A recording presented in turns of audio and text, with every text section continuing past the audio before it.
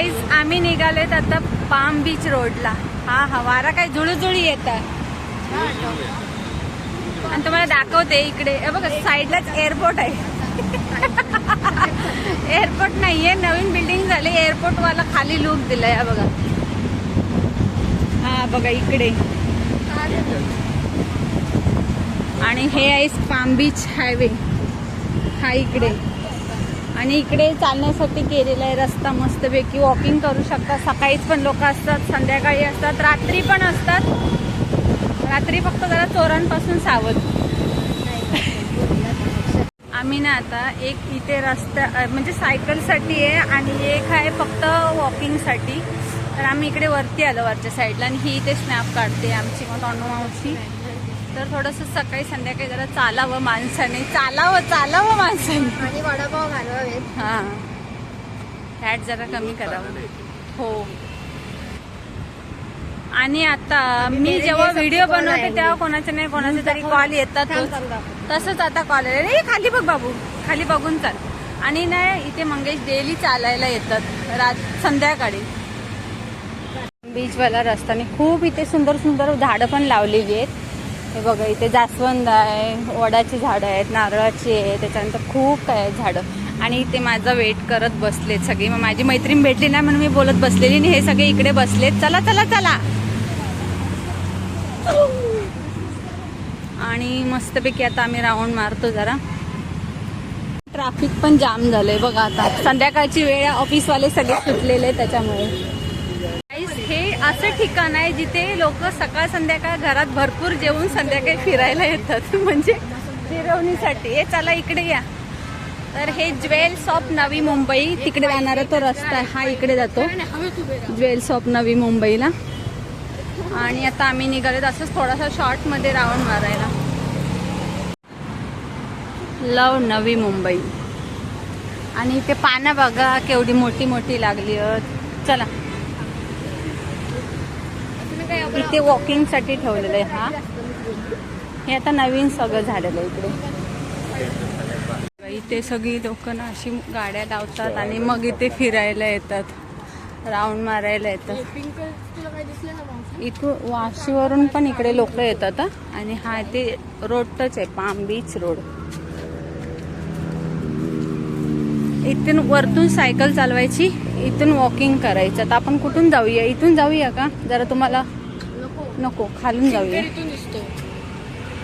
तर इकडून जाऊया. बघा मस्त असं क्लायमेट आहे इकडे. स्वच्छता पण तेवढीच मेंटेन केलेली आहे इकडे. आणि संध्याकाळी आणि पाऊस असेल ना तर वातावरण एक नंबर भारी असतं इकडे. आणि हे मंगेश सावंत रोज येतात इकडे राऊंड मारायला. तनुजा, तुका आमच्या मुंबईत कसं वाटतं गो? आमच्या नेरूळमध्ये तुमका कसं वाटतं? तुमची प्रतिक्रिया आमका सांगावाय. मस्त वाटता. तुका आवडला? तुका हयचो पोरगो बघे नवी मुंबईचं नको? ज्वेल्स ऑफ नवी मुंबई म्हणजे हे ना सगळं ही एक प्रकारची खाडी आहे. आणि हे खाडी आहे इथे लोक मच्छी पण पकडायला येतात आणि अशी लोक इथे वॉकिंग पण करायला येतात.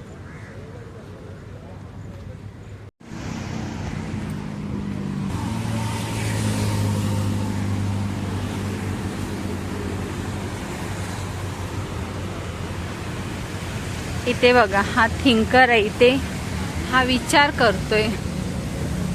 आणि हा ना ह्याच्या आधी दुसरा एक स्टॅच्यू होता तो तोडला पोरांनी. त्याच्यानंतर हा नवीन केलेला आहे. तर हा विचार काय करत असेल तर मला कमेंट मध्ये काय विचार करत असेल? विचार करतोय रामय्या. त्याला विचारल्यावर बोलतोय शेतीचा विचार करतोय. शेतीचा विचार करतोय. लावायची म्हणतोय. आणि खत कुठलं घालायचं त्याला सांगितलं युरिया वापर, जे सरकार अनुदानित करतं. कसे बसले बघा. वातावरण किती भारी असा. मावशीला बसवायला पाहिजे होतं. हा ग. इथे खाडी आहे आणि इथे मच्छी मार पण करतात. लोक मच्छी वगैरे पकडतात इथे येऊन. पूर्ण सर्कल बनवलं आणि खूप मोठा आहे. हा हे बघा इथे. हे बघा इथे एक डायमंड आहे तिथे. तर इथे हा. आणि हा पूर्ण हा इकडून असा जाऊन पूर्ण असा राऊंड मारायचा. सर्कल आहे असा, हा असा. तर तो तिथून 2.5 पण किलोमीटरचा आहे. 2.5 किलोमीटर. लॉकडाऊन मध्ये आम्ही डेली येत होतो. 2.5 किलोमीटरचं आहे. ज्वेल्स ऑफ नवी मुंबई नेरूळला आहे. तर जर कोणाला इच्छा असेल की बाबा निसर्गरम्य वातावरणात आणि फिरायचं असेल तर खूप लांब जायची गरज नाही. नेरूळमध्ये या, इथे निसर्गरम्य वातावरण असतं. पावसाळ्यात तर खूप एकदम बहार असते, हिरवळ ग्रीनरी असते. असते. हा, आणि पाऊस जर पडत असेल त्यावेळी जर आलात तर इथे मासेमारी पण बघायला मिळेल तुम्हाला. आणि मागे तुम्ही ऐकलं असेल की इथे मगर पण सापडली होती एकदा. आणि हे जे आहे तुम्हाला माहिती आहे, नवी मुंबई म्हणजे फ्लेमिंगोचं माहेरघर आहे. तर फ्लेमिंगो पण इथे असतात. ज्यावेळी सीझन असेल त्यावेळी फ्लेमिंगो तुम्हाला इथे जानेवारी डिसेंबरच्या दरम्यान इथे बघायला मिळेल. आता बगळे वगैरे आहेत कुठे कुठे लांब आहेत, पण ते आपल्याला दिसत नाहीत. खूप मोठं आहे ना हे, 2.5 किलोमीटरचं सर्कल असं एक्झॅक्ट नाही आहे. ते बघा पण तिकडे चालण्यासाठी खूप लोक बघा इकडे पण चालतायत. हे नवीन बघा कन्स्ट्रक्शन आहेत. आणि ती पाण्यामध्ये पण दिसतात. विचार करा की सायबेरिया मधून इथे फ्लेमिंगो येतात. कुठून येतात म्हणतात? सायबेरिया मधून येतात फ्लेमिंगो. फ्लेमिंगो येतात. आणि आम्ही दरवर्षी येतो. मंथन आणि मी तरी नक्कीच येतो बघायला. सपना कधी कधी कंटाळा करते चालायचं, कारण खूप मोठा सर्कल आहे. पण मी मारते सर्कल कधी कधी सकाळी येते. तुम्ही याल तर खूप गर्दी असते. आता पण मस्त. लोक धावत असतात. हे बघा लोक चालतच आपल्या असतात. शरीराची काळजी घेत असतात. तर चांगलं आहे. आम्हाला जवळच आहे तर आम्ही पण फायदा घेतला पाहिजे याचा. आणि जवळच इथे हा पाम बीच हायवे. हा बघा इकडे आणि अशी कॉलेजची मुलं मुली येतात इथे. अशी छोटी छोटी मुलं येतात कॉलेजची. शाळेतली येत ती. अशी छोटी छोटी मुलं येतात शाळेतली फोटो काढायला. आम्ही काही तिकडे गेलो नाही पूर्ण राऊंड मारायला, कारण की पूर्ण राऊंड मारायला गेलो तर किती वाजतील हो आपल्याला. आताच वाजले 7 वाजले. आम्हाला नाही मिळलं तर मला तरी 8 वाजतील. मला वाटतं घरी जाईपर्यंत मला 8:15 8:30 वाजतील. घरी जाऊन जेवण पण बनवायचं. तनु मावशी आज जाणार होती ना, आम्ही तिला थांबवलं, जबरदस्ती थांबवलं. तिला वडापावचे आमिष दाखवला. वडापाव बघायचं. वडापावचं तिला आमिष दाखवलं. तिला बोलली तू थांब, आम्ही तुला वडापाव देतो म्हणून. मग वडापावसाठी असं कोण थांबतो का? वडापावसाठी असं कोण वडापावसाठी थांबलेली पोरी. इथे ना फ्लेमिंगो पण येतात. जेव्हा कधी येतील ना तेव्हा तुम्हाला मंगेश इन्फॉर्म करतील. सांगा हा युट्यूबला, आपल्या फॅमिलीला सांगा, आठवणीन सांगा. आणि मस्त असं निसर्गरम्य वातावरण आहे इकडे. तर आता आपण जाणार आहेत घरी. हा डिसेंबरला येतात. मागच्या वेळेला चला आता आपण जाऊया घरी. बुगे वडापाव होयो आरडता नुसता मागासपासून माका वडापाव होयो.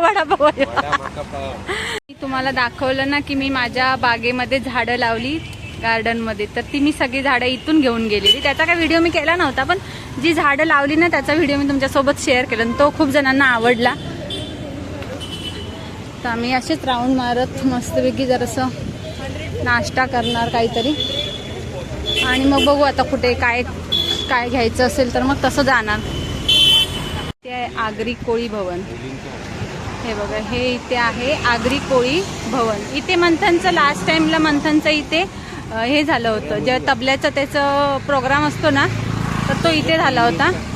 आणि ते लग्न वगैरे असे मोठे मोठे प्रोग्राम पण होतात.